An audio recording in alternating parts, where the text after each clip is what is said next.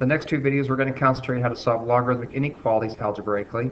These require a little bit more thought process because there's another detail in here that we have to pay attention to, and that is the fact that logarithms are restricted by their domain.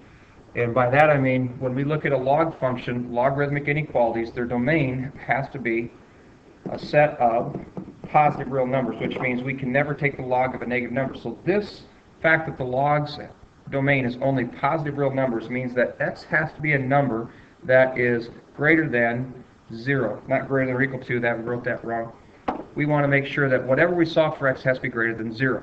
So there's one little extra detail that we're going to have to pay attention to whenever we solve log inequalities. Make sure that we don't have a domain that is less than or equal to 0. So to solve this one, we got some options, and one of the options I like on this one, since there's only one log statement, is to convert this into an exponential statement. This is a common log, which is a log of base 10. So if I change to an exponential, it's going to be 10 raised to the power of, logs are equal to exponents, of 2. So it's 10 to the second power, and that would have to equal x. Okay, but with our original inequality, we want x to be less than that. So I got x has to be less than or equal to 10 squared. Now let's put in the other little detail that I said we always have to make sure that we concentrate on.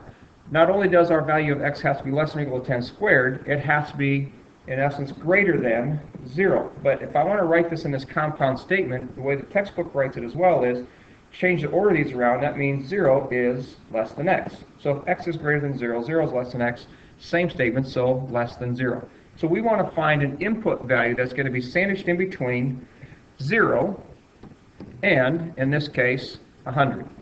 As long as we find those values, we'll be set. So however they want to format the answer, that is one way we can format the answer. There are other ways that we can format the answer, either using set builder notation or we can use interval notation. But in interval notation, be parentheses 0 up to 100 inclusive. We could use set builder notation, and we could say this statement basically where x is an element of real numbers such that 0 is less than x, which is less than or equal to 100. And put that in set notation. So there's another example of that. Again, pay attention to the detail that you've got to make sure that your argument, this value of x, our argument, is going to be greater than 0 or 0 is less than x. So one additional thing to think about when you're doing logarithms.